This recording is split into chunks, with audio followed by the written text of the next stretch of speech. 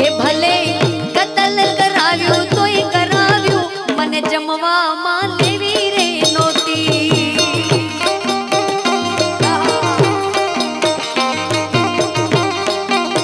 કે મારું કતલ કરાવ્યું ભલે કરાવ્યું મને ચૂલે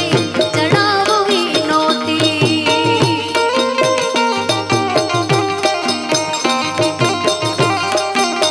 કે ભલે ચૂલે ચડાવી તો ચડાવી મને જમવામાં લેવી રે નોતી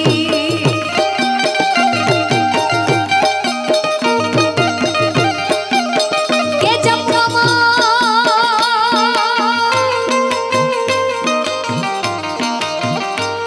કે તમે જમવામાં લીધી પણ ભલે લીધી માતાજી ગૌ માતા તમને વાત કરશે ખીલેથી છોડી તો ભલે છોડી કસાઈને વેચી નહોતી વેચવી પણ છતાંય તમે વેચી દીધી મારું કતલ નહોતું કરાવવું પણ તમે કરાવ્યું વાંધો નથી ભલે કરાવ્યું તો મને ચૂલે નહોતી ચડાવી